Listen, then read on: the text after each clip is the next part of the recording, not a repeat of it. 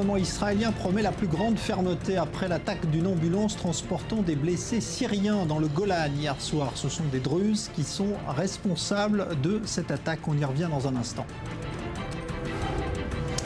Paris veut ses Jeux Olympiques en 2024. La capitale française a lancé aujourd'hui sa candidature avec le soutien du chef de l'État, François Hollande.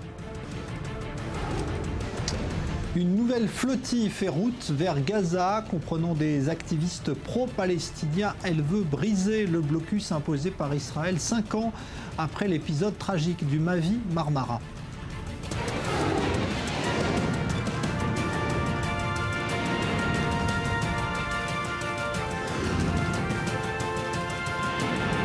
Le Grand Direct, avec Jean-Charles Banou.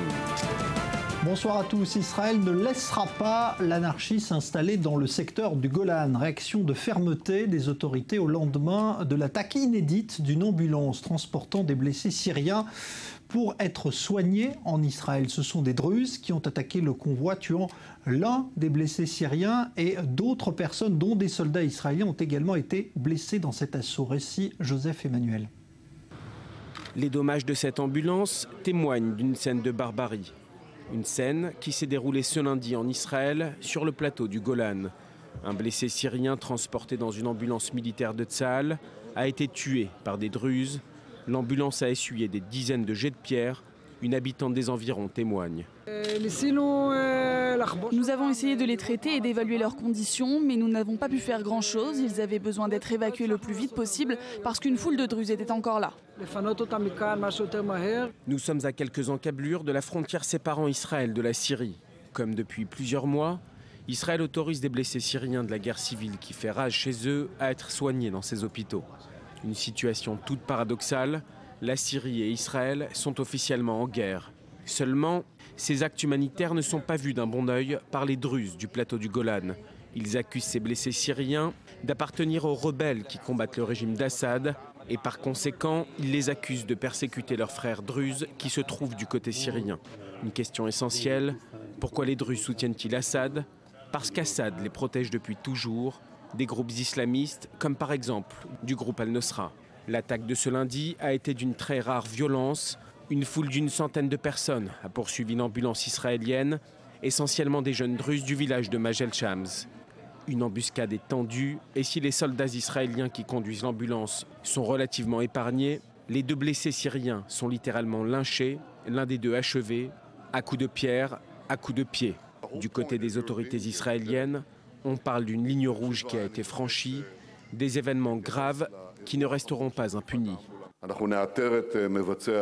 Nous trouverons les auteurs de ce lynchage et les poursuivrons en justice. Nous sommes un État de droit. Nous ne prenons pas part à l'anarchie qui s'étend tout autour de nous. J'appelle les dirigeants de la communauté druze, une communauté merveilleuse avec laquelle nous avons un pacte fraternel, car ils sont citoyens de l'État d'Israël. Je les appelle à calmer les esprits et à dire à tous citoyens druzes d'Israël, nous respectons la loi. Respecter la loi et laisser le gouvernement israélien intervenir pour soigner des blessés de guerre. Des blessés qui, quand ils sont du côté syrien, sont des ennemis des Israéliens, qu'ils soient druzes ou non, mais des blessés qui, une fois passés en Israël, deviennent des hommes et des femmes que l'État hébreu regarde sans appartenance religieuse ou nationale, des blessés qui demandent simplement à être soignés pour survivre. Alors on va retrouver justement sur place dans ce secteur agité du Golan Maxime Pérez, notre envoyé spécial. Maxime, quelle est la situation sur place ce soir ? Bonsoir Jean-Charles. Eh bien ce soir on peut dire que le calme est revenu dans les localités druzes du Golan, mais un calme tendu. Les leaders druzes se sont réunis en urgence un peu plus tôt dans la journée pour évoquer les événements de la veille. Condamnation bien sûr unanime du lynchage de blessés syriens. Un acte qualifié d'immoral et d'indigne de la culture druze, a-t-on même pu entendre, même si au sein de cette communauté, la colère n'est pas tout à fait retombée. On persiste à exiger d'Israël un changement d'attitude à l'égard de la rébellion syrienne, dont une frange radicale, vous le savez, le front Jabhat al-Nusra, s'en prend outrageusement à la communauté druze. druzes en Syrie. On l'a vu, des dispositions ont été prises du côté de l'armée israélienne pour que ce type d'actes de représailles ne se reproduise pas. Mais vous le savez, la dégradation de la situation en Syrie, notamment dans ce village druze de Rader, encerclé par les djihadistes, fait craindre au pire un bain de sang, au mieux un afflux massif de réfugiés druzes vers le territoire israélien. Israël qui s'y prépare. On a beaucoup parlé ces derniers jours de l'établissement d'une zone tampon sur le plateau du Golan. Il s'agirait évidemment d'une nouvelle forme de débordement du conflit syrien vers Israël, avec évidemment cette fois des conséquences plus qu'incertaines qui obligeront certainement Israël à sortir de sa neutralité à l'égard du conflit syrien. Alors pour évoquer donc cette situation dans le Golan, avec nous Ali Waked, bonsoir. Bonsoir Jean-Charles. Expert donc pour le monde arabe et musulman. Alors Ali, il faut d'abord expliquer que ce sont des druzes israéliens qui se sont attaqués à cette ambulance hier soir. Oui, il y avait bien sûr une petite partie constituée par les Druzes du Golan, les Druzes donc originaires de la Syrie, mais la majorité de ceux qui ont encerclé l'ambulance et ont attaqué le blessé qui était à l'intérieur, c'est des Druzes israéliens. Une bonne partie de ces Druzes, bien entendu, sont des gens qui ont servi dans l'armée. Il y a encore des officiers druzes, il y a des soldats druzes qui servent dans le Golan, et Israël a historiquement, pendant le début de cette guerre, a nié toute coordination avec quelconque qui se bat en Syrie, surtout avec des groupes d'opposition. Là, on parle maintenant des groupes djihadistes. Mais ces Druzes, quand on encerclait l'ambulance, avaient des informations qui disaient que les blessés étaient des combattants affiliés à Al-Qaïda et plus spécifiquement appartenant au front d'Al-Nusra. Et ce n'est pas la première fois, Jean-Charles. Les Druzes, une bonne partie des Druzes israéliens se sont trahis par l'État israélien. Il y a l'alliance du sang entre Druzes et Israéliens, mais une bonne partie des Druzes pensent que cette alliance était valable quand il s'agissait du sang israélien, du sang juif, mais non pas quand il s'agit des Druzes en Syrie qui se sont maintenant massacrés par le flanc d'Al-Nusra, par l'État islamique, alors que l'État israélien l'a lié du sang avec les Druzes, prend une position passive et même ne permet pas les Druzes d'Israël de s'identifier et peut-être de présenter l'aide militaire à leurs frères en Syrie. Alors justement, qu'est-ce que ça va impliquer maintenant comme conséquence sur l'attitude d'Israël? Jusqu'à présent, donc, Israël ne reconnaît pas aider les rebelles d'Al-Nusra, disait pouvoir défendre les Druzes de Syrie. Est-ce que là, ce qui s'est passé là, va changer l'attitude d'Israël? La position dans laquelle se trouve l'État israélien ou le gouvernement israélien est compliquée. D'un côté, on sait qu'Israël essaie de construire une nouvelle alliance plus stable cette fois-ci et plus sérieuse, plus significative avec l'Arabie saoudite. L'Arabie saoudite, un des parrains du front d'Al-Nusra et de l'opposition syrienne en général. Donc ça, il faut que les dirigeants israéliens prennent en compte. De l'autre côté, il y a cette alliance historique du sang avec les Druzes israéliens. Et de l'autre côté, la volonté israélienne de ne pas être directement impliqué dans cette guerre en Syrie. C'est vrai que de temps en temps, Israël était soupçonné de mettre son intelligence ou ses informations au service de l'opposition syrienne. C'est vrai qu'il y a des blessés de l'opposition syrienne qui ont été soignés dans des hôpitaux israéliens, mais ça prenait l'aspect humanitaire et l'aspect discret. Maintenant que tout le monde ou des Druzes, une bonne partie d'entre eux ont servi dans l'armée, savent que l'État israélien continue à coordonner avec l'Arabie saoudite pour aider l'opposition syrienne, refuse de permettre aux Druzes en Israël de fournir l'aide nécessaire pour que leurs frères en Syrie échappent le massacre presque inévitable de la part d'Al-Qaïda, représenté par le front d'Al-Nusra, et de l'État islamique. L'État israélien, le gouvernement israélien doit trancher entre ce dilemme entre leurs citoyens druzes, entre cette alliance avec 10% des citoyens israéliens que forment les Druzes israéliens et les intérêts régionaux, les intérêts stratégiques d'Israël de maintenir cette alliance avec l'Arabie saoudite. Merci Ali Waked. Alors justement, on va bien se rendre sur place aujourd'hui pour voir comment s'est passée cette journée, cette situation très tendue sur place dans ce secteur, donc tout près du Golan frontalier avec la Syrie. Et c'est là que s'est rendu Maxime Pérez, reportage. Il est un peu plus de 22 heures. Cette ambulance immatriculée de Tsahal vient de tomber dans un guet-apens au nord du plateau du Golan. Après avoir bloqué sa route, une centaine de Druzes en colère s'en prend au véhicule. Leur cible, des blessés syriens de la guerre civile, à l'arrière de l'ambulance. Les deux hommes sont traînés au sol, puis caillassés, Un véritable lynchage en règle.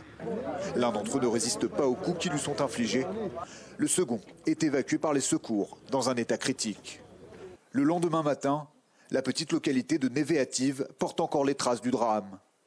Le sol est jonché de débris de verre et ces taches de sang illustrent la violence de l'attaque. Ces auteurs seraient de jeunes habitants de la localité voisine de Majd el-Shams. Si les responsables de la communauté druze se disent horrifiés par ce lynchage, certains lui trouvent une justification. Ce sont tous des combattants d'Al-Nosra. Il ne s'agit pas de civils syriens. N'importe qui peut se faire passer pour un civil alors qu'il est un djihadiste du front Al-Nosra, vous comprenez ? Si l'armée israélienne reconnaît offrir une assistance humanitaire aux Syriens situés dans les zones rebelles de la frontière, elle se défend de tout lien avec une quelconque organisation djihadiste. Certains Druzes comprennent même le positionnement d'Israël. L'État d'Israël a fourni des soins à des terroristes qui nous ont attaqués et qui ont survécu. Israël a aidé ces gens. C'est un principe moral suprême en Israël que d'aider tous ceux qui en ont besoin.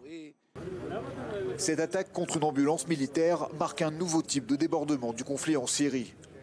En Israël, certains responsables évoquent le franchissement d'une ligne rouge qui ne restera pas impunie.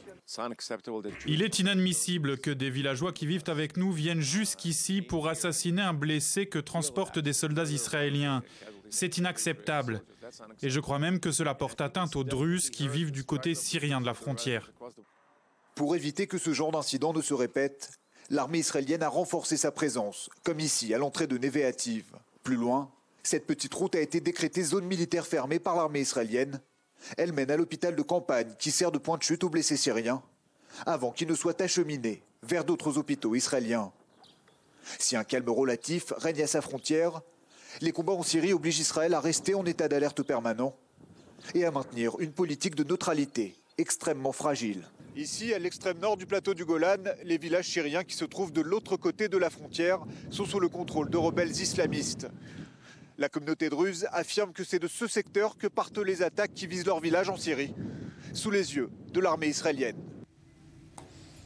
En France, le tribunal administratif de Paris a tranché. L'État n'est pas responsable du départ en Syrie d'un jeune mineur parti de Nice pour faire le djihad. Sa mère souhaitait faire condamner l'État pour manque de discernement observé par la police des frontières à l'aéroport. Julia Ganancia. L'État n'est pas responsable selon la justice. Le tribunal administratif de Paris rejette la requête d'une mère qui lui demandait de condamner l'État pour ne pas avoir empêché son fils de partir combattre en Syrie alors qu'il était mineur. Récemment converti à l'islam, le jeune homme ne montrait aucun signe de radicalisation selon sa mère. Il aurait embarqué le 27 décembre 2013 à bord d'un avion en direction d'Istanbul pour rejoindre la Syrie où il se trouverait toujours. Elle reproche d'avoir laissé Brian partir au mépris de l'obligation de discernement, de vigilance, d'appréciation au cas par cas, sachant que ce jeune partait, ce jeune mineur non accompagné, sans bagage, avec un billet aller simple pour la Turquie, porte de la Syrie où actuellement se déroule, et depuis 2011 d'ailleurs, un conflit armé. Mais dans son jugement, le tribunal estime que les services de police qui avaient contrôlé le jeune homme à l'aéroport de Nice avant qu'il n'embarque pour la Turquie n'ont pas commis de faute de nature à engager la responsabilité de l'État. Le jeune homme remplissait les conditions légales de sortie de territoire à destination de la Turquie. Il ne faisait pas l'objet d'une interdiction de sortie de territoire et ne figurait pas sur le fichier des personnes recherchées. Le 18 juin dernier, les députés Éric Ciotti et Patrick Mennucci avaient remis leur rapport sur les filières djihadistes au président de la République. Ils préconisaient de renforcer les services antiterroristes, lutter contre la radicalisation en prison, mais aussi de rétablir l'autorisation de sortie du territoire pour les mineurs. Nous avons particulièrement exprimé au président de la République notre désir de voir rétablir l'autorisation parentale de sortie du territoire pour les mineurs, puisqu'il y a 80 mineurs aujourd'hui qui sont dans la zone du Cham irako-syrienne, et on aurait peut-être pour certains d'entre eux pu éviter ces départs. Un quart des 1864 personnes signalées pour s'être radicalisées concernent des mineurs. On estime à quelques 500 le nombre de Français ou résidents en France combattant actuellement en Syrie. Alors on est en ligne justement avec maître Samia Maktouf qui est l'avocate de cette mère de famille depuis Paris. Bonsoir maître. Bonsoir. Donc la justice administrative a considéré qu'il n'y avait pas eu de manquement de la part des policiers. Ça veut dire que ça renvoie finalement la responsabilité sur les parents des enfants qui doivent finalement contrôler eux-mêmes. Oui, écoutez, je regrette que le tribunal administratif de Paris n'ait pas saisi l'occasion pour rappeler des règles et des obligations qui incombent aux contrôleurs de la police aux frontières, sachant qu'aujourd'hui nous vivons sous l'emprise d'une menace terroriste en France. Nous vivons avec un plan Vigipirate à son plus haut niveau et qu'on ne rappelle pas cette obligation de vigilance, de discernement. On ne passe pas à la frontière comme on passait un péage d'autoroute. Lorsqu'on voit arriver un mineur non accompagné avec un billet simple pour la porte de l'enfer où se déroule une guerre, il n'est pas possible que la frontière ne soit pas aussi mieux gardée à la sortie. Donc oui, le tribunal administratif de Paris s'est rallié intégralement à la position du ministre de l'Intérieur, sans prendre en considération et sans trouver important de rappeler cette obligation de discernement et de vigilance qui incombe à notre police, parce qu'il y a des zones où la police exerce à titre exclusif sa compétence. On ne peut pas tout mettre à la charge des parents. La mère a bien surveillé, elle a bien éduqué, et son fils, étant en main par des recruteurs du terrorisme, on lui a appris comment dissimuler son passage. Donc c'est à la police, c'est aux services spéciaux de la France de détecter ces signaux et faire en sorte que ces mineurs qui encourent un danger de vie ne quittent pas avec autant de facilité le territoire français. Alors Maître Maktoum, justement, ça aurait pu faire jurisprudence. Est-ce que votre cliente a l'intention de faire appel? Parce qu'au moment où certains, on l'a vu, réclament le rétablissement de l'autorisation de sortie du territoire pour les mineurs, est-ce qu'il n'y a pas là moyen peut-être de chercher à établir une nouvelle règle? Écoutez, un des combats que mène ma cliente est celui du rétablissement de cette autorisation parentale de sortie, que je ne comprends pas que les autorités continuent à réfléchir avant de la rétablir, alors c'est le cas dans d'autres pays européens, c'est le cas de la Belgique par exemple. Je ne comprends pas, et c'est un combat que mène ma cliente avec beaucoup de courage, parce que d'autres mères se taisent dans un silence assourdissant, parce que leurs enfants sont entre les mains des recruteurs du terrorisme. C'est un combat que toute la société doit mener avec tous les acteurs de la société, et c'est pourquoi j'aurais aimé que le tribunal administratif de Paris saisisse cette occasion pour rappeler aussi bien l'obligation de vigilance et de discernement, et également le danger auquel nous sommes confrontés aujourd'hui avec cette menace terroriste internationale. Merci donc Maître Maktoum. Je rappelle que vous êtes l'avocate de cette mère de famille qui a donc vu sa demande rejetée par le tribunal administratif. La Syrie justement et l'État islamique qui a publié aujourd'hui des photos de la destruction de mausolées anciens. Ce sont les premières destructions opérées sur le site archéologique de Palmyre en Syrie, site qui est, je vous le rappelle, classé au patrimoine mondial de l'UNESCO. Par ailleurs, les Américains affirment avoir éliminé en Irak un important recruteur de l'EI. Il s'agit d'un djihadiste tunisien impliqué également dans l'attaque de l'ambassade US à Benghazi, au cours de laquelle l'ambassadeur américain avait été tué. Paris retente sa chance. Après un échec en 2012, la capitale française a officiellement présenté aujourd'hui sa candidature pour les JO d'été de 2024.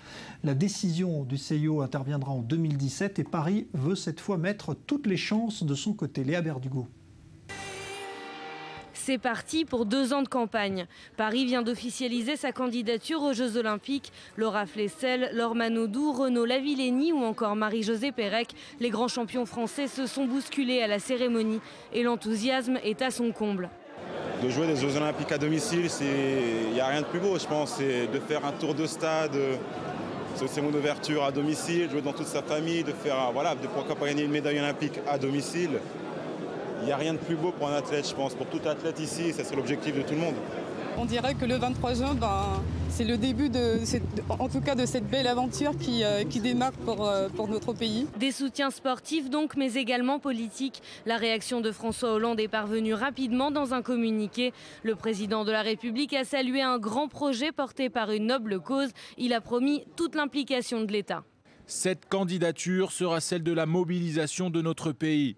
L'État mettra tout en œuvre pour accompagner le mouvement sportif. Longtemps réticente à porter la candidature de Paris, Anne Hidalgo est désormais dans la course. Elle souhaite que cette campagne soit bénéfique pour la capitale. Moi, je veux vraiment que ces Jeux servent aussi, bien sûr, Paris, la jeunesse parisienne, permettent à Paris de révéler encore des choses qu'elle n'a pas révélées au monde, que nous donnions le meilleur de nous-mêmes aux valeurs de l'olympisme. Après avoir essuyé plusieurs refus, Paris entend bien tirer les leçons du passé. Le projet est plus modeste que les précédents. Avec moins de 6 milliards d'euros, il s'appuie sur de nombreuses infrastructures existantes comme le Stade de France. Autre atout, le réseau de transport du Grand Paris sera utilisable à cette date selon les autorités. Toutefois, les concurrents sont nombreux. Paris est déjà en compétition avec Rome, Boston ou encore Hambourg. Alors, pour avoir ces Jeux Olympiques, il faut certes un bon dossier, mais surtout une volonté politique. Et il semble bien que ce soit le cas, cette fois. En tout cas, l'analyse tout de suite de Christophe Barbier, le directeur de la rédaction de l'Express. Bien sûr, il y a une volonté politique derrière la candidature française, la candidature parisienne aux Jeux Olympiques de 2024. D'abord, la volonté politique de la maire de Paris, Anne Hidalgo. Bouger cette ville, refaire de Paris un centre du monde. Paris s'est endormi. Elle a l'héritage de la Noé à faire oublier. Elle veut mettre sa marque. Obtenir les Jeux, c'est obtenir déjà la garantie peut-être d'être réélu pour un mandat supplémentaire. Ensuite, la volonté politique d'un gouvernement de gauche qui a du mal à voir l'avenir lointain. C'est un gouvernement qui gère un peu au bout de son nez à cause de la crise économique. Être le gouvernement qui pourrait obtenir les Jeux Olympiques pour Paris, ça donne l'impression que ce président, que ce gouvernement voit loin. Et puis enfin, il y a une volonté, je crois, géopolitique du gouvernement de gauche, mais aussi de toute la classe politique. D'ailleurs, la droite, globalement, soutient ce projet. C'est de refaire de la France un pays qui compte, un pays où se passent les choses. C'est vrai que depuis longtemps, la morosité française, la tristesse française nous ont tirés vers le bas. Il faut qu'on sorte à la fois de la crise économique et de la crise morale, de la crise psychique. Pour sortir de la crise psychique, les Jeux Olympiques, c'est pas mal. Le chemin vers un accord avec la Grèce semble se préciser, mais il est encore long, dit ce soir Manuel Valls, le Premier ministre français. En tout cas, certains espèrent aboutir d'ici la fin de la semaine. Les Grecs auraient accepté de faire des concessions importantes afin d'obtenir le prêt nécessaire au remboursement prévu le 30 juin prochain auprès du Fonds monétaire international. Chloé Demoulin. La bourse d'Athènes a repris des couleurs ce mardi. La Grèce n'a pas encore conclu l'accord avec ses créanciers. Pourtant, les leaders européens ont affiché leur optimisme à Bruxelles, signe que les discussions progressent. Après ce Conseil de la zone euro et surtout le travail qui a pu être fait ces dernières heures, nous avançons vers un accord. Pour faire avancer les négociations, il fallait que la Grèce présente des propositions crédibles aux yeux des créanciers. Chose faite selon Angela Merkel. Nous avons eu aujourd'hui des propositions grecques, vous en avez entendu parler. Les trois institutions ont indiqué que c'est un bon point de départ pour de nouvelles discussions qui doivent toutefois être menées avec une haute intensité et la Grèce s'y est dite préparée. Pour le Premier ministre grec, c'est donc au tour de l'Union européenne de faire un pas vers la Grèce. Après tout cela, j'ai la sensation que, pour reprendre une phrase utilisée communément par les représentants européens, la balle se trouve dans le camp des autorités européennes.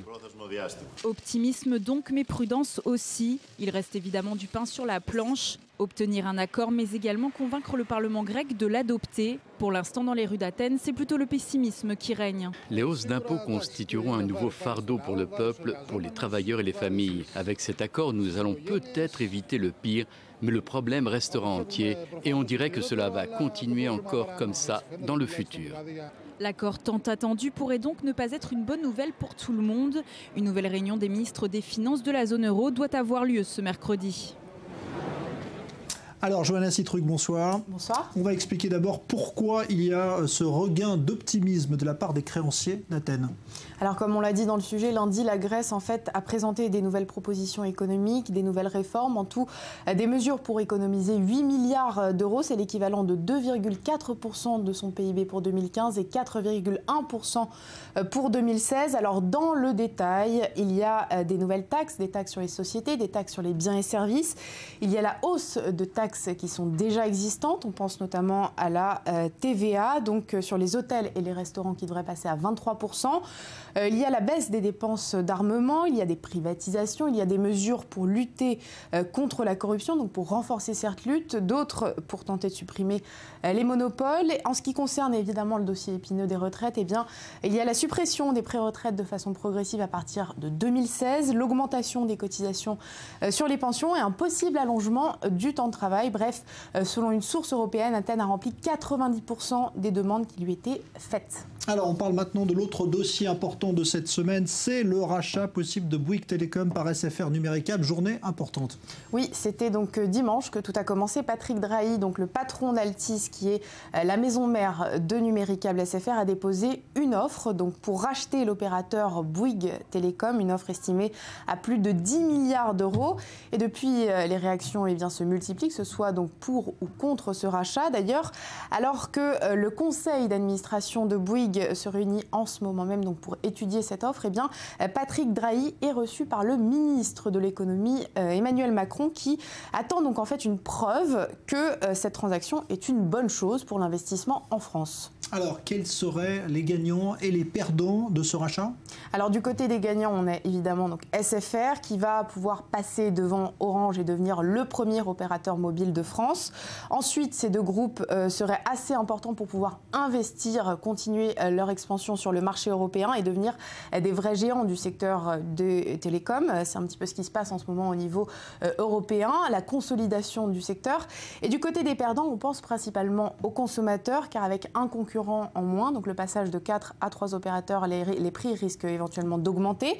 Et puis on pense aussi aux travailleurs, puisqu'il y aurait des doublons, donc des personnes qui vont occuper le même poste, que ce soit chez SFR ou chez Bouygues, et donc ça risque de déboucher sur des licenciements. Voilà, on attend des informations sans doute ce soir. Qui devrait arriver incessamment sous peu. Ouais, ce conseil d'administration de Bouygues Telecom en ce moment même. Après l'Inde, il y a quelques jours, c'est au tour du Pakistan d'être touché par une vague de chaleur caniculaire et les victimes se comptent déjà par centaines, 700 selon un dernier bilan. Myri Maman. 45 degrés, un soleil de plomb. La canicule s'est abattue sur le Pakistan en pleine période du jeûne du Ramadan. Une chaleur insoutenable qui a déjà tué des centaines de personnes. Nous avons reçu plus de 300 corps. Jusqu'à présent, les proches de 250 personnes décédées sont venus récupérer les dépouilles. Nous les encourageons à enterrer les cadavres dès que possible, car il y a un danger de décomposition. Il y a également un risque de propagation de maladies. La plupart de ces décès ont été enregistrés à Karachi, la plus grande ville du pays. En 3 jours de canicule, l'hôpital Jinnah a reçu plus de 3000 personnes, victimes de malaise dû à la chaleur. Elle était bien et faisait le ménage à la maison. Il n'y avait pas de courant à la maison et tout d'un coup, elle s'est effondrée. On l'a amenée à l'hôpital, mais les médecins nous ont dit qu'il n'y avait pas de lit disponible et je suis obligé de l'amener ailleurs. Les coupures de courant se multiplient, freinant l'adduction d'eau. Il n'y a ni courant, ni gaz, ni eau. Quand il y a du courant, on peut avoir de l'eau. Avec le gaz, on peut cuisiner. Les femmes et les enfants souffrent. Il n'y a pas de solution. Le gouvernement pakistanais a fait appel à l'armée et à la force paramilitaire des Rangers afin d'aider à soigner les victimes. L'état d'urgence a été décrété dans tous les hôpitaux. Les médecins en vacances ont été réquisitionnés et le stock de médicaments augmenté. Ce pic de mortalité dû à la chaleur intervient 1 mois après celui qui a fait près de 2000 morts dans l'Inde voisine. Une canicule qui intervient en plein mois du Ramadan, au cours duquel les musulmans pratiquants s'abstiennent de manger et boire entre le lever et le coucher du soleil. On va se retrouver dans un instant après la pause pour évoquer la flottille de Gaza. Nouvel acte et nouveau bateau qui arrive vers Israël dans quelques jours. À tout de suite.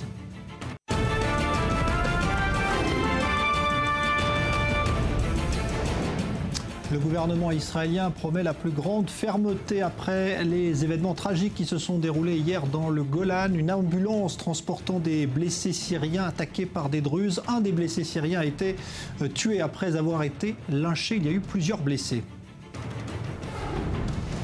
Paris veut ses Jeux Olympiques d'été en 2024, candidature officielle depuis aujourd'hui et soutien affiché de l'État avec le président de la République qui mettra tout en œuvre pour aider la candidature à gagner.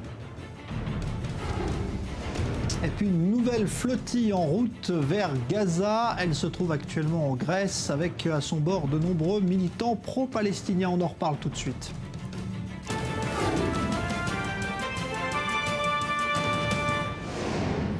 Une nouvelle flottille fait donc actuellement route vers Gaza, 5 ans après celle du Mavi Marmara qui s'était terminée tragiquement avec l'assaut donné par l'armée israélienne sur ces bateaux. On craint de nouveau que cette flottille ne tente de percer le blocus maritime imposé par Israël. Maël Benoliel. Le 10 mai dernier, quasiment 5 ans, jour pour jour après l'affaire du navire Mavi Marmara, le Marianne, un chalutier suédois, quitte le port de Göteborg en direction de la bande de Gaza. Le but, acheminer de l'aide humanitaire à Gaza et briser le blocus imposé depuis 2007 par Israël et l'Égypte sur l'enclave palestinienne. Un blocus de sécurité visant à empêcher le Hamas d'importer des armes. Le Marianne fait partie avec 2 autres navires de la flottille de la Liberté 3. À leur bord, près de 70 activistes pro-palestiniens issus de la société civile du monde entier. Parmi eux, l'ancien président tunisien Monsef Marzouki, mais aussi 2 députés arabes israéliens, Hanin Zohabi, déjà présente à bord du Mavi Marmara en 2010, et Bassel Ghattas. Ce dernier a écrit une lettre ouverte au Premier ministre israélien Benjamin Netanyahou pour le prévenir de sa participation. Pour le député israélien, il s'agit d'une flottille civile pacifique qui a pour but de mettre fin au siège en attirant l'attention de la communauté internationale sur le sort de 1,8 million de Palestiniens vivant dans des conditions honteuses et dignes d'une prison à cause du siège militaire imposé par Israël. Mais cette flottille est vécue comme une nouvelle provocation par Israël qui s'est toujours opposé à toute tentative de forcer le blocus. Ils envoient une flottille vers Gaza. Israël est la seule force qui autorise et encourage la reconstruction de Gaza. Ils envoient une flottille vers Gaza au lieu d'en envoyer une vers la Syrie. C'est incroyable. Ce simulacre de justice, cette violation de la vérité, ce viol de la vérité. Et il y a un certain nombre de leaders qui expriment leur soutien. Que devons-nous faire face à de telles calomnies? Avant, nous aurions dit « ne faisons pas de vagues avec ce bateau ». Moi, je dis, faites chavirer le navire. Ne l'acceptez pas. De son côté, le djihad islamique, très influent dans la bande de Gaza, a prévenu il mettra fin au cessez-le-feu avec Israël dans le cas où les autorités empêcheraient la flottille de rejoindre les côtes gazaouis. La flottille de la Liberté 3, après 1 mois et demi en mer, a atteint la dernière étape de son périple, se trouve actuellement en Crète. D'ici quelques jours, elle devrait partir de Grèce vers la bande de Gaza, arrivée prévue selon les organisateurs le 29 juin prochain. Alors, que faut-il faire face à cette nouvelle flottille en route pour Gaza? C'est ce que se demandait à l'instant Benjamin Netanyahou. On va essayer, eh bien, nous aussi, de se poser la question avec Gilad Alpern. Bonsoir, vous êtes journaliste israélien. Bonsoir à vous, Zvi Mazel. Vous êtes ancien ambassadeur d'Israël en Suède, justement, car c'est de Suède qui est partie cette flottille. Pourquoi est-ce que la Suède, justement, se met à la pointe de cette organisation et de ce combat pour Gaza? Une très bonne question. Je peux vous dire, parce que je parlais avec beaucoup de Suédois là-dessus, ils se croient purs. Ils se croient des gens très bien, et qui croient résoudre tous les problèmes dans le monde par la négociation, par un peu de parole, par les rires, par les dialogues, c'est tout. Seulement, ils connaissent très peu le Moyen-Orient, ce qui se passe. Ils connaissent très peu la civilisation arabo-islamique. Ils connaissent très mal, n'est-ce pas, les sunnites, les chiites, les guerres entre les divergences, les problèmes graves, les conflits israélo-arabes. Ils ne connaissent pas, ils ne veulent pas le connaître. Alors, ils nous dépeignent comme des gens occupants, comme les Britanniques et les Français qui ont occupé l'Afrique il y a 200 ans, etc. C'est à peu près ça l'image qu'ils font d'Israël. Bien sûr, tout ça, c'est une bêtise complète parce qu'il y a une réalité dure et très complexe, mais ils ne veulent pas l'admettre.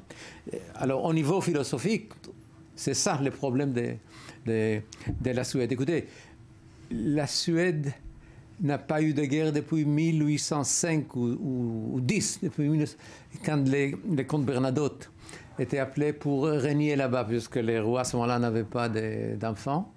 Et oui, il a arrêté toutes les guerres. Et la Suède était impliquée dans des guerres contre l'Allemagne, contre la Russie, partout, contre le Danemark, et elle a occupé les Norvèges. Tout ça, ça a été oublié. Parce qu'il y a une certaine réalité, n'est-ce pas? Une réalité qui correspond à la période où on vit.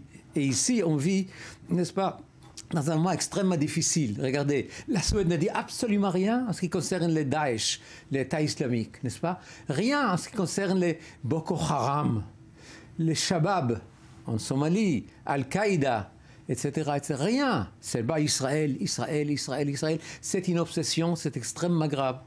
Écoutez, j'ai eu beaucoup de conversations avec des gens de tous les partis là-bas. C'est irréparable ce qu'ils font à eux-mêmes et à nous d'ailleurs en même temps.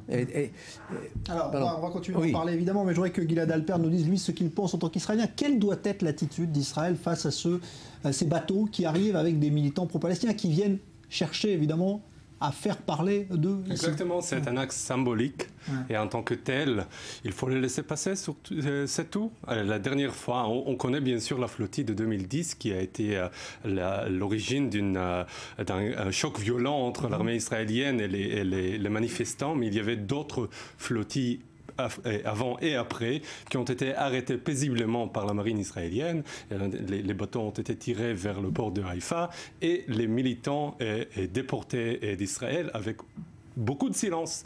Et c'est tout. Bien sûr que les bateaux ne peuvent pas enlever le blocus sur Gaza, qui, comme le monsieur l'ambassadeur vient de dire, c'est une situation complexe. Mais par contre, il faut l'admettre que c'est une situation qui est politiquement intenable et aussi d'un point de vue humanitaire insupportable. Donc pour vous, il faudrait lever le blocus. Non, mais c'est la question que je vous pose à tous les deux. Écoutez. Est-ce que c'est envisageable de lever le blocus? Notre ami a dit que ce n'était qu'un acte symbolique. Je ne crois pas. Moi, je le vois comme acte de propagande, un acte de provocation pour justement qu'Israël s'oppose à cela. S'oppose à qui? À des combattants de la paix. Et bien sûr, l'image d'Israël sera automatiquement mauvaise. Donc c'est pour provoquer Israël, pour démoniser Israël, pour continuer les processus de délégitimation qu'ils font depuis très très longtemps. Moi, je connais les gens qui le font, et surtout l'organisateur qui s'appelle Dror Feiler. Dror Feiler, c'est un fils d'un Israélien qui a servi à l'armée. Mais son problème, il a un problème extrêmement grave. Il est fils d'une famille communiste. Son père, Eliezer Feiler, est mort il y a déjà 20 ans ou 15 ans. Et c'était un anti-israélien de choc. Sa mère, Hana, elle vit toujours dans le kibbutz Yad Hana, qui est le seul kibbutz communiste que le mouvement communiste en Israël a pu mettre sur place. C'est un kibbutz qui a fait faillite et avait plein de dettes. Elle a dû recevoir les colons de Homesh, du Nord Shomron, quand Khan Homesh a été évacué par le Premier ministre Ariel Sharon. Et c'est comme ça qu'on a effacé leurs dettes. Alors, parmi les beaux communistes avec Madame Hana Freiler à Yad Hana, il y a aussi des colons de Homesh. C'est ça leur punition. Mais écoutez, il y a un problème quand même extrêmement grave. Vous avez ici des gens comme Dror Feiler, qui fait partie d'une gauche extrémiste révolutionnaire que j'ai connue là-bas en Suède, de mon temps, il y a après 10 ans, un peu moins, un peu plus. Il y avait, par l'Internet, j'ai pu voir ça, et puis après, on a pris contact par-ci, par-là, 7 ou 8 organisations d'extrême gauche qui s'appelaient Mouvement révolutionnaire marxiste-léniniste, Mouvement anarchiste pour ça.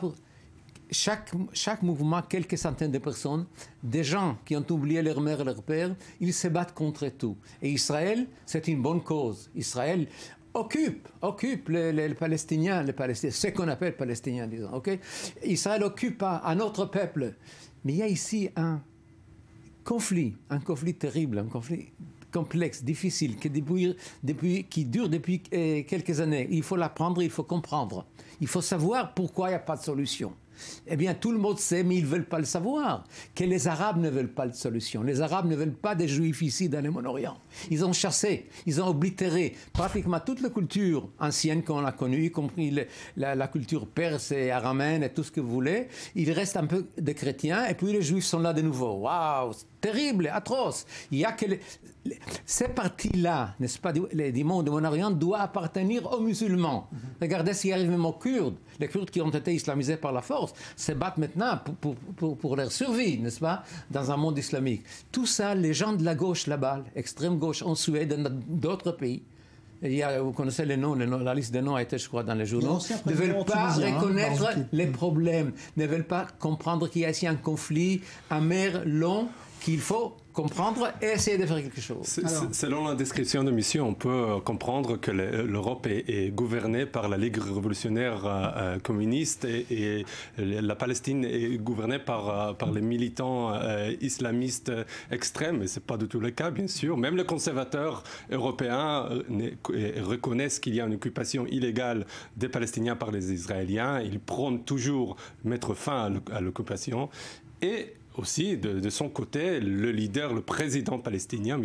Mahmoud Abbas, le leader du Fatah et de l'OLP, et c'est une organisation qui, depuis 30 ans presque, prône le dialogue avec Israël. Ce n'est pas le cas du Hamas à Gaza.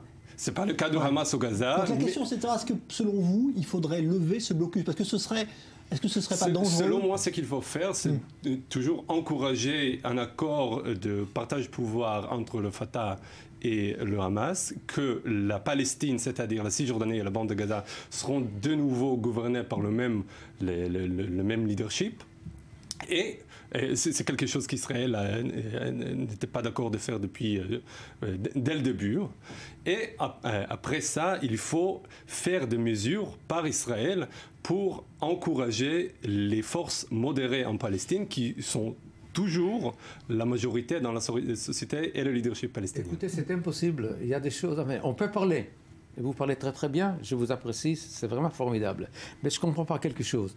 Et le Hamas a fait un coup d'État en 2007. Il a expulsé le Fatah, les gens de Ramallah. Il a tué 130 à 150 personnes, les jetant des immeubles, il les a tirés dans les genoux et tout ça. Tout ça, c'est bien beau, n'est-ce pas? C'était fait par un vœu de paix contre le Fatah, contre l'autorité palestinienne. Alors, il faut expliquer pourquoi Hamas a chassé les gens de Ramallah. Abou Mazen, un instant, il faut ça. Et puis après, il y a eu quand même des négociations assez dures et encouragées par l'Égypte, par d'autres pays, par le Qatar, par l'Arabie Saoudite, et 3 accords ont été signés. Ont été signés sur le papier, mais n'ont jamais été exécutés. Pourquoi? Je vais vous dire pourquoi. Parce que les Hamas ne laissera jamais Gaza. Pour Hamas, c'est le commencement de l'établissement d'un État islamique, pas l'État palestinien. Parce que Hamas n'est pas un mouvement palestinien, c'est un mouvement islamique, c'est comme ça que c'est marqué dans son convention. Le Hamas est un mouvement des frères musulmans qui doit détruire Israël et construire sur sa place un État islamique, pas un État palestinien. Alors, ils ont occupé une partie de ce qu'ils appellent la Palestine, et 3 accords avec Abou Mazen n'ont pas marché, ont été cassés, parce que Hamas ne voulait pas mettre ses troupes de sécurité sous l'autorité d'Abou Mazen. Alors écoutez, tout ça, un instant. Et puis après, vous avez dit, il faut. Eh bien, et Hamas et Abou Mazen a essayé, ça n'a pas marché. Mais ça n'a rien à voir avec nous. Abou Mazen a arrêté toutes les négociations qui ont été menées par nous, vraiment de bonne foi. On a fait même ce qu'on appelle des mesures de construction, comme on dit, on a libéré des prisonniers, on a fait rien. Et Abou Mazen ne veut pas un État juif à côté. Il veut un État juif dehors, quelque part, peut-être, je ne sais pas où. Il veut que les Arabes soient là comme tous les Arabes. Il y a que cette place, pour eux, n'est-ce pas? Le Moyen-Orient, c'est pour les musulmans et pour les Arabes, pas pour les autres. Écoutez, je peux vous montrer. Et En 1936, la commission Peel, un État palestinien sur 80% de la Palestine, n'est-ce pas? Ils ne veulent pas. Plan de partage encore 65%, ils ne veulent pas. Et négociations à Camp David, négociations avec Ulmer, négociations avec Kerry et tout ça, ils ne veulent pas. Alors, nous sommes responsables? Comment c'est possible? Il y a une gauche qui dit n'importe quoi. Des choses qui sont inacceptables. Israël ne peut pas l'accepter. Et à propos de cette flottille, il faut l'arrêter. Il faut l'arrêter. Il n'y a pas de doute qu'il faut l'arrêter. Il ne faut jamais qu'il rentre cela. Nous sommes en plein droit international. On peut faire une blocade, n'est-ce pas, un blocus sur un territoire qui nous est hostile. Il n'y a pas de problème. C'est 100% OK. Alors, toutes ces histoires-là de la gauche, et c'est de l'imagination, pas plus que ça. Alors répondez là-dessus justement, Gilad Alper. Okay, alors j'ai beaucoup de choses à dire, mais je vais être court. Vous pouvez le dire, je suis là pour écouter. Monsieur l'ambassadeur est soit un psychologue, soit un magicien, parce qu'il peut lire les pensées de Monsieur Mahmoud Abbas et lui donner des intentions qui sont complètement contraires à ce qu'il fait, ce qu'il dit en réalité. Mais le fait est, on a... Toutes les négociations dont ça existe... échouées par Israël, je peux vous donner des exemples. D'abord, il y a... oui, vous ne savez pas. Les derniers... Ehud Barak a été d'accord pour diviser Jérusalem. Oui, mais... Ulmer aussi. Et ils ont dit non, jamais... Moi, ils n'ont pas dit ça. Ils ont dit la proposition n'est pas suffisante. J'ai ici le procès verbal de Saïb Arikat, d'Arafat et d'Abou Mazen qui disent jamais, jamais, jamais on ne va pas diviser Jérusalem. Mais je vais reprendre la question de Hamas. Alors là, il n'y a pas de problème. Reprenons sur le Hamas. Moi, je parle des faits. Alors, c'est répondre sur le Hamas. Alors, sur le Hamas, c'est la question de cette flottille. Alors, pourquoi le Hamas a chassé le Fatah de Gaza? Parce que un an avant, il a gagné les seules élections démocratiques qui ont pris lieu dans le monde arabe, des élections démocratiques qui ont été surveillées par des surveillants internationaux. Donc, c'est-à-dire que c'était vraiment des élections démocratiques, pas comme en Syrie ou en Égypte qu'on connaît très bien. Et après ça, personne, ni Israël, ni les Fatah, ni la communauté internationale a donné le Hamas le potentiel, l'opportunité de former un gouvernement et la chasser dans une collision avec le Fatah. Ils ne sont pas des gens sympas, ça, on est d'accord. Ils sont des militaires, des fanatiques islamiques, des très violents. Pourquoi on jette les gens de bâtiments? Des bâtiments, on les jette. Mais la question, vous acceptez, c'est très bien. Bien sûr, mais la question, c'est comment les affaiblir. Et avec le blocus. Qu'est-ce qui est plus important?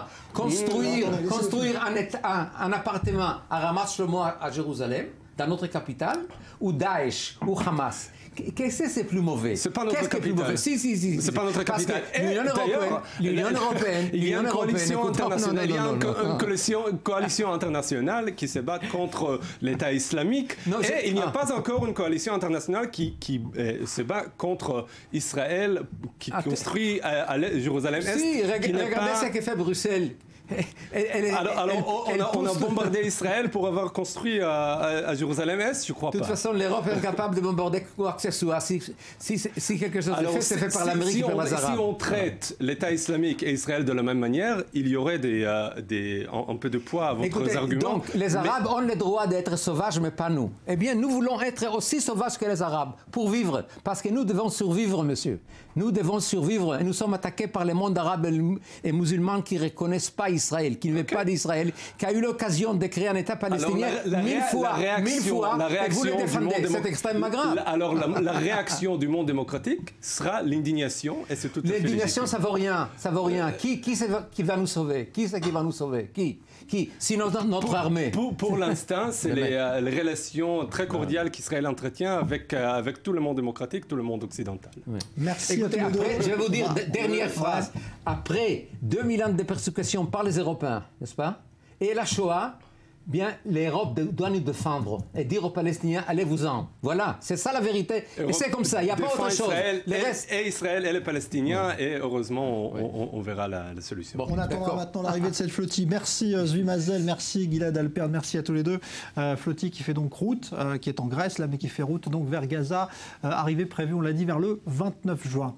Une réunion exceptionnelle à la Knesset aujourd'hui. Des députés israéliens recevaient des organisations juives du monde entier et des ambassadeurs ambassadeurs de pays d'Europe notamment pour évoquer à la fois la montée de l'antisémitisme et de l'antisionisme dans de nombreux pays. Reportage Julien Baloul. La salle de la commission parlementaire de l'intégration et de la diaspora est pleine à craquer. Et pour cause, des ambassadeurs, des consuls, mais également des représentants d'ONG et de communautés juives sont présents pour participer à un débat spécial sur l'antisémitisme et l'antisionisme dans le monde. Dès le début, le ton est donné. Bien que cette commission traite en principe de deux problèmes différents, l'antisémitisme et la délégitimisation d'Israël, il est évident qu'il n'est pas nécessaire d'être un génie pour comprendre que les deux sont intimement liés. Mais un an après la tuerie du musée juif de Bruxelles et dans la foulée des attentats de Paris et ceux de Copenhague, les autorités israéliennes sont bien plus inquiètes par la violence des actes antisémites en Europe que par les mouvements de boycott. De manière diplomatique, le ministère des Affaires étrangères critique l'inefficacité, selon lui, des actions prises par les gouvernements occidentaux. Si la réponse est bonne, on peut voir comment la situation commence à décliner. Mais ce n'est pas le cas. Le cas est au contraire. On peut voir de plus en plus des attaques contre les Juifs en Europe. Pour moi, ce n'est pas acceptable. La France a été citée plusieurs fois au cours de débats, d'une part parce qu'il s'agit du pays le plus touché par les actes antisémites, 851 en 2014, mais également en raison de l'explosion du nombre de migrants français en Israël. Conséquence directe, les Français veulent se faire entendre auprès de la Knesset où un lobby dirigé par une députée du Likoud a été créé pour promouvoir leurs besoins d'intégration.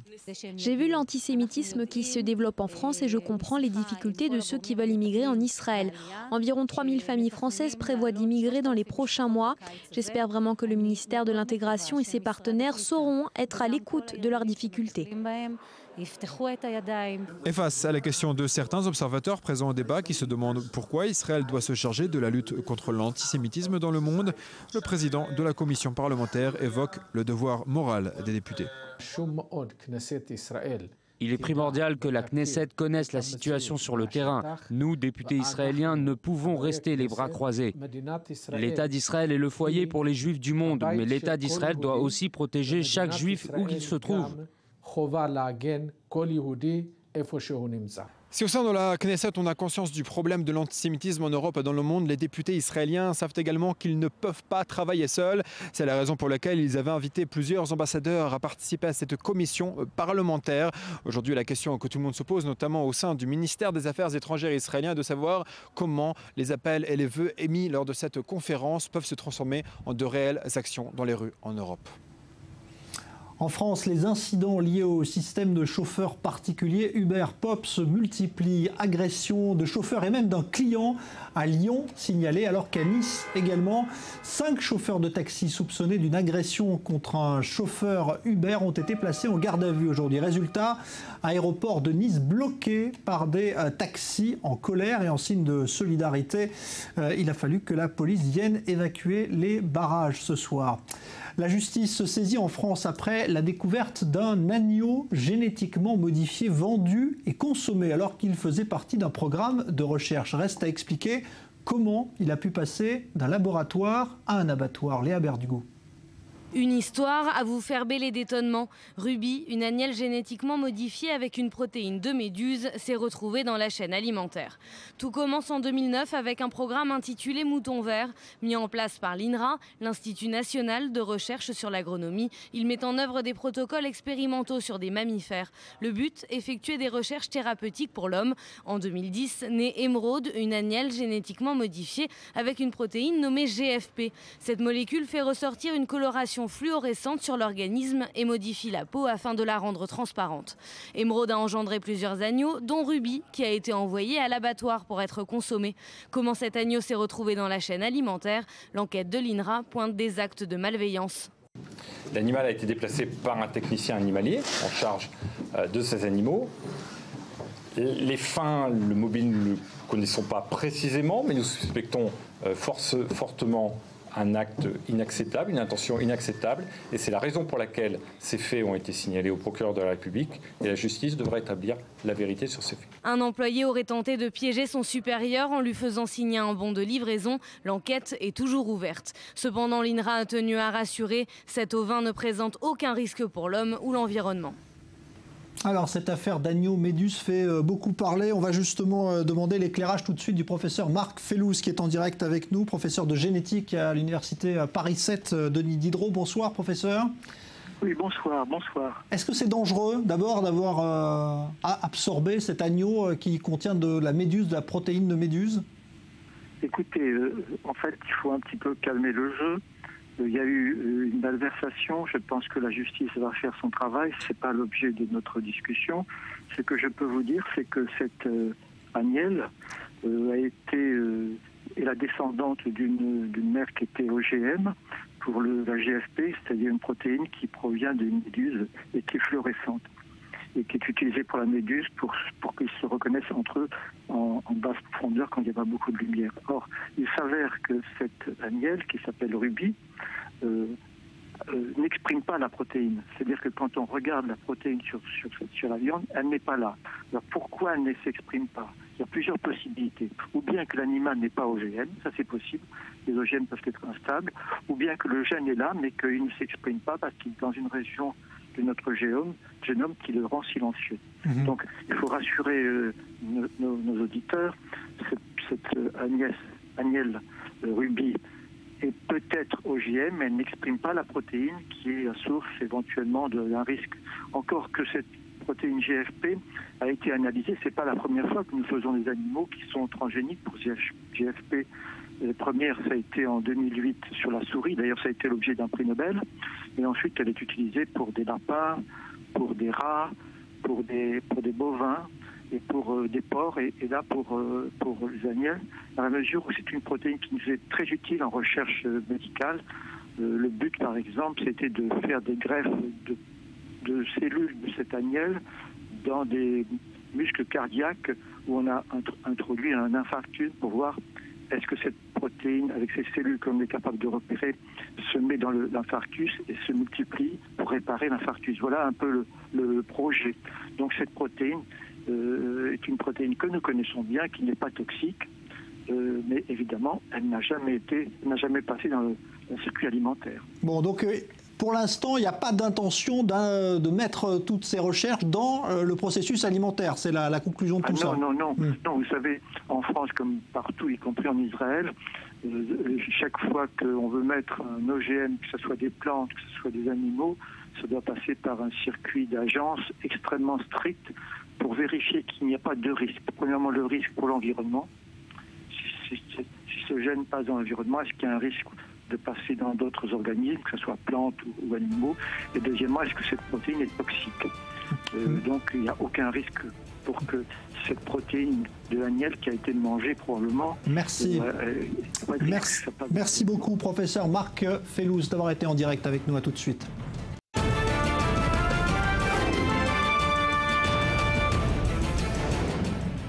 Suite du Grand Direct, on va évoquer à présent la disparition hier dans un accident d'avion du compositeur, d'un des plus célèbres compositeurs d'Hollywood. Il s'agit de James Horner. On va l'évoquer avec vous, Laetitia Loreni, bonsoir. Bonsoir Jean-Charles. Il était âgé de 61 ans et son avion qu'il pilotait lui-même s'est crashé près de Santa Barbara. Tout à fait, on va revenir sur sa carrière, mais avant ça, on va regarder déjà James Horner. Qu'est-ce que c'était comme musique? On écoute.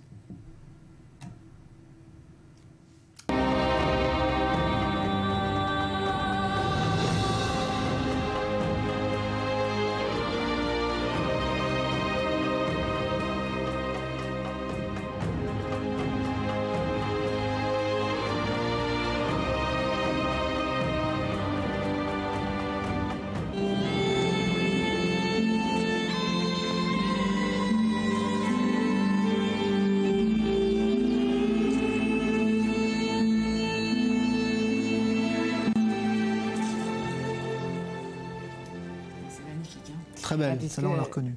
James Horner était à James Cameron ce que John Williams était à Spielberg ou encore Ennio Morricone était à Sergio Leone. C'était un compositeur virtuose qui a définitivement marqué le 7e art. Il a signé une centaine de bandes originales et sa carrière a été marquée par une gigantesque diversité, étant à la fois un homme d'exception pour Ron Howard, mais nous faisons aussi partir à la conquête de l'espace à bord d'Apollo 13, parfois même en compagnie de Spock. C'était pour Star Trek. Et je peux vous dire que là-haut, il n'avait pas non plus peur des aliens de James Cameron et s'est assuré ensuite que personne ne puisse jamais clamer être son avatar. Lui, cette légende d'automne, légende tout court, qu'il deviendra en remportant 2 Oscars pour avoir accompagné Jack et Rose dans leur histoire d'amour mythique sur la proue du Titanic. Cette scène dont on se rappelle très bien, on va la regarder ensemble.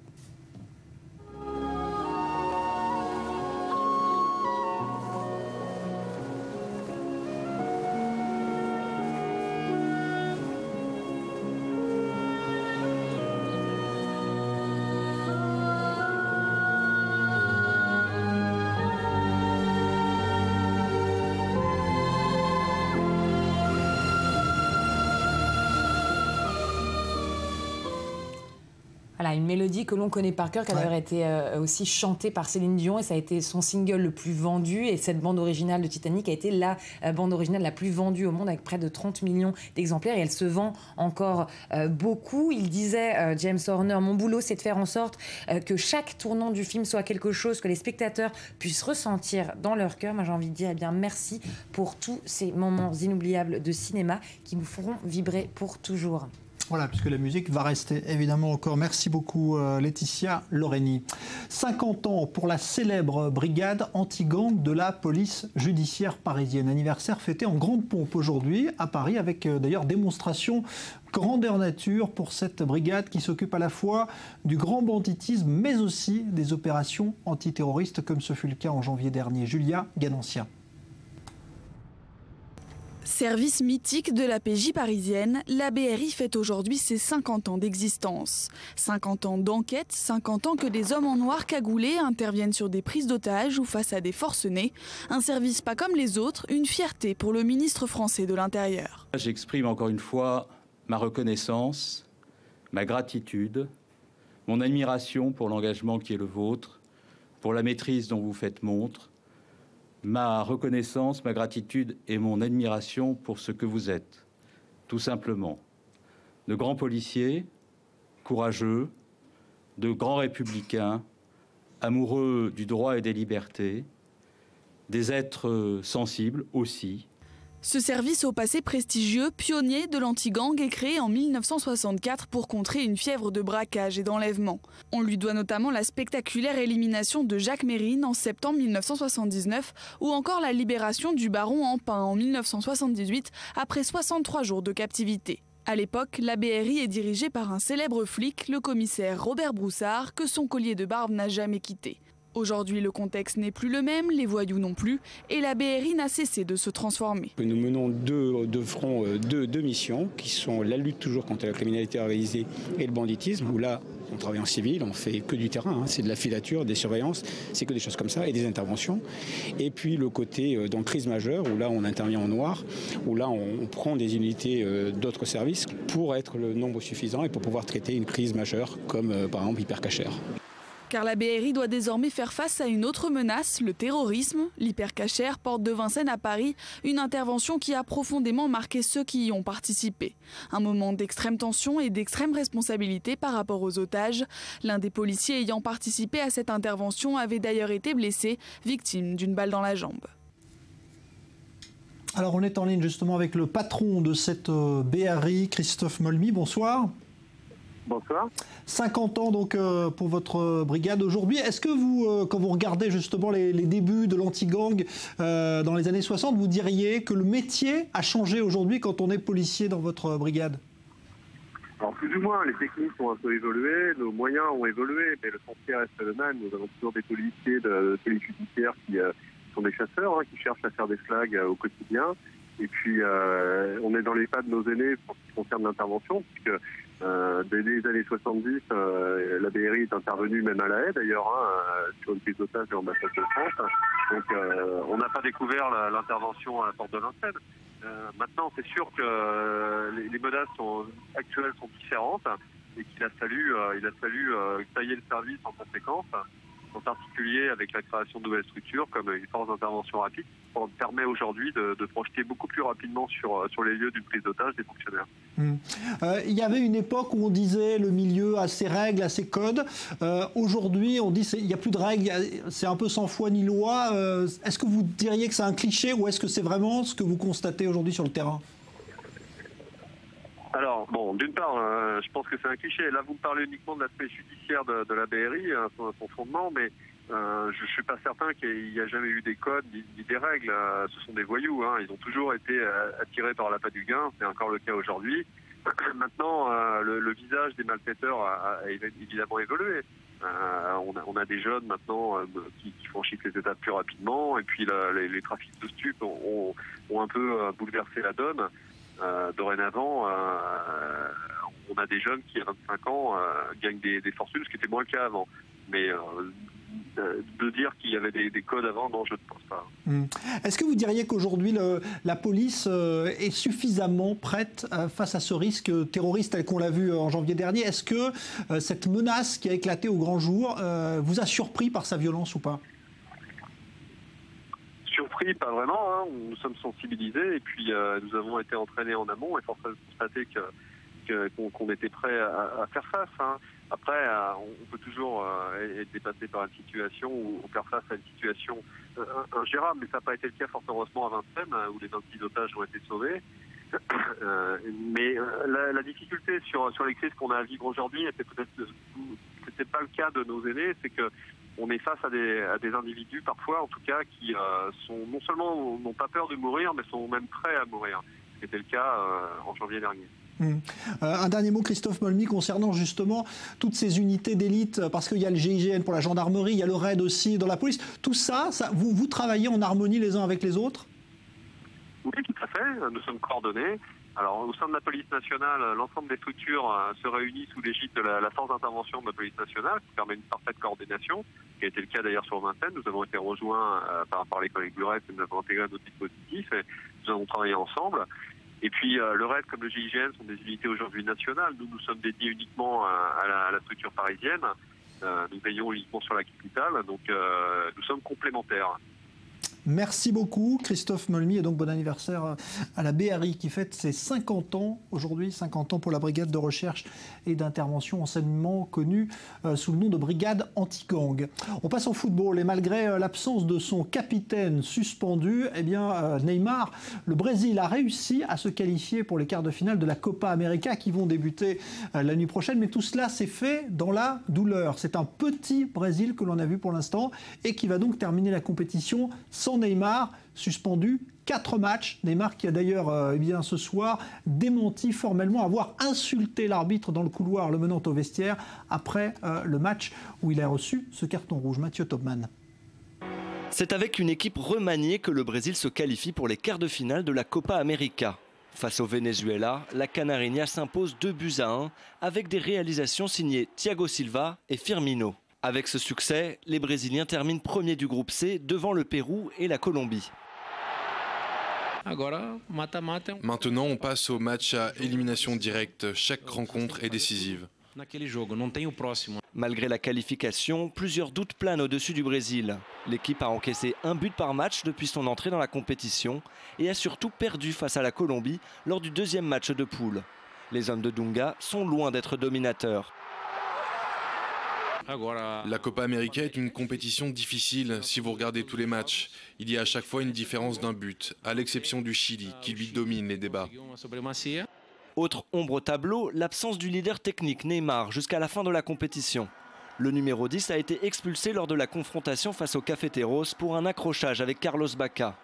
Sa sanction a même été alourdie à 4 matchs après avoir insulté l'arbitre dans le couloir des vestiaires. La fédération brésilienne, dans la nuit de dimanche à lundi, a renoncé à faire appel de la sanction. On fait toujours attention à ne pas être dépendant à un seul joueur. À tout moment, tous nos joueurs peuvent faire la différence, surtout parce que nous avons des joueurs techniquement très bons. Le Brésil accède au quart de finale où il rencontrera le Paraguay. Le programme complet est alléchant. Le Chili à domicile va affronter l'Uruguay, dernier vainqueur de la compétition. La Bolivie retrouve le Pérou alors que l'Argentine devra se méfier de la Colombie. La Copa América est encore loin d'être terminée et cette année, de nombreuses équipes peuvent prétendre à la victoire finale. À Tel Aviv, plusieurs milliers de réfugiés originaires du Soudan ou d'Érythrée vivent dans les quartiers sud de la ville. Des quartiers à la réputation parfois difficile. Et c'est là que des associations tentent de sortir les enfants originaires donc de ces pays de leur quotidien en leur proposant un accès à la culture. C'est un reportage signé Elsa Mimoun. Un samedi après-midi à Tel Aviv, alors que la plupart des enfants passent la journée en famille, ceux des quartiers pauvres situés dans les faubourgs sud de la ville se livrent à une toute autre activité. Mon nom est Daphna, je suis la directrice du jardin-librairie du parc Levinsky qui se concentre sur les problèmes d'éducation et de culture avec la population qui vit ici, à Neve Sha'anan, juifs et étrangers. Nous levons des fonds car nous n'avons aucun soutien de la part du gouvernement. Cette organisation a été établie en 2008 par un groupe d'artistes qui croyaient que chaque personne qui vit dans ce quartier méritait d'avoir des bouquins dans leur langue maternelle. Ce centre aéré gratuit propose plus de 3000 livres dans toutes les langues pour qui veut s'instruire, mais aussi des cours d'hébreu, d'anglais, des activités de couture, de dessin ou encore du sport. Des cours dont peuvent désormais bénéficier les adultes, aussi bien que les jeunes, majoritairement enfants de réfugiés d'Érythrée et du Soudan. Une association qui répond à un réel besoin. Ce quartier n'a aucun autre centre culturel pour adultes ou pour enfants. Ils n'ont pas de programme proposé pour après l'école et la municipalité n'en a pas mis à disposition. Tout cela a donc entraîné la création de cette bibliothèque. Cela a démarré comme une librairie, mais maintenant c'est un grand centre communautaire qui travaille sur différents problèmes qui impliquent l'éducation, l'art et la culture. La communauté étrangère souffre de beaucoup de problèmes et on leur donne l'opportunité d'apprendre quelque chose. Les gens viennent passer leur temps ici.